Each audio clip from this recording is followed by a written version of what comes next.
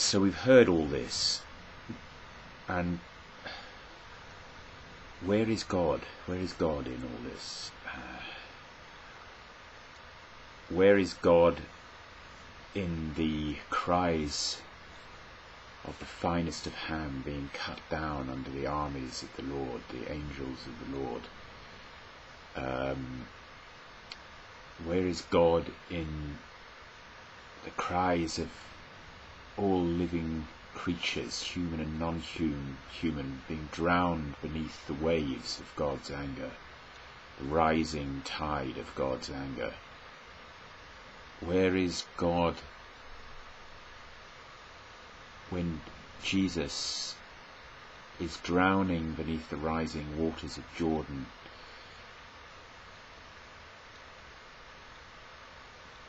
to fulfill all righteousness? Jesus, the ultimately righteous, is drowning beneath the waters of the Jordan to fulfill all righteousness. Where is God when John calls out, "Behold the Lamb of God," when he sees Jesus, to baptize him, to drown him momentarily, plunge him into the waters of the Jordan, the rising flood, to fulfill all righteousness? Why? Where is God? Where is God when the voice of Zechariah is drowned beneath the anger of God, drowned into muteness? Where is God when Mary and Joseph's world seems to fall away, when their son is lost,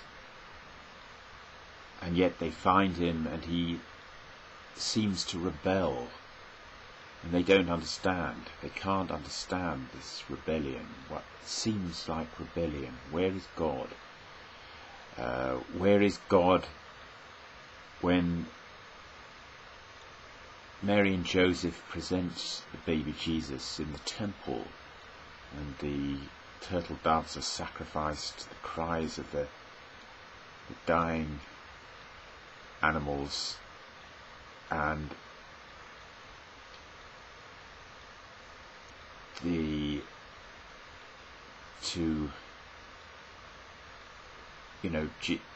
Jesus, the firstborn, presented in the temple, firstborn,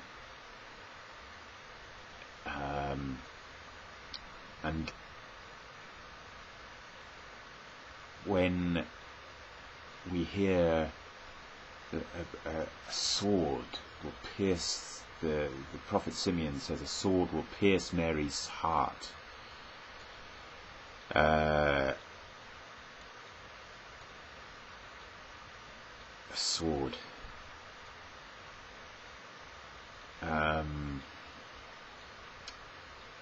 firstborn. Where is God in the cries of the babies of Ramah, slaughtered by Herod, the cries of their parents? Where is God, there Herod, enraged by the duplicity of the foreign kings, or as he sees it, the duplicity. He's been deceived. They've lied to him in his eyes, as he thinks.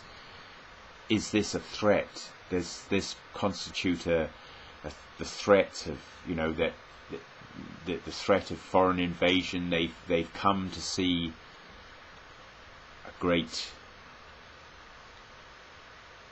they've come to see this baby, and then they've lied and gone away.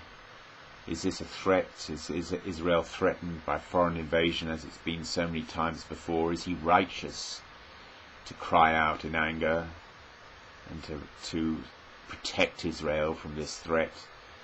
And yet, what happens? The cries of the people of the babies of Ramah being slaughtered, echoing the cries of the finest of Ham, the firstborn of Egypt, their brother from long ago. Where is God when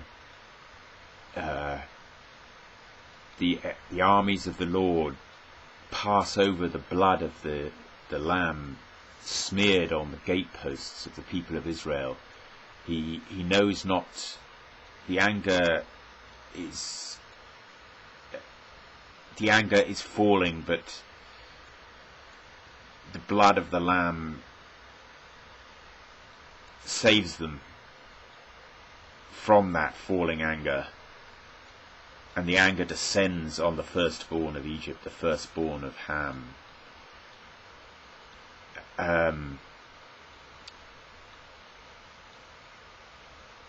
Where is God when Mary stands terrified before the angel, when Zechariah stands terrified before the angel, when Israel stands terrified before the armies of the Lord? Where is God when the armies of heaven, and yet where is God when the armies of heaven cry out in joy that peace has finally broken out in the world and cannot be quenched? The armies of heaven, now they can cry out in joy. Where is God when Jesus seems to fall beneath his anger, drowned in the rising tide of the waters of Jordan, to fulfill all righteousness? He's plunged into the rising waters. Behold the Lamb of God.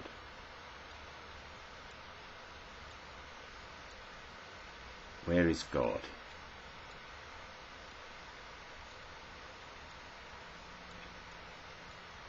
God is smeared on the doorposts of Israel. God is smeared on the doorposts of Israel.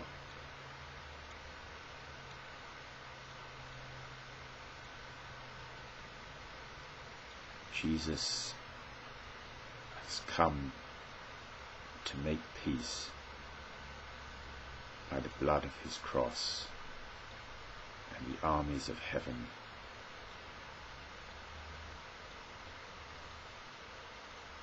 rejoice.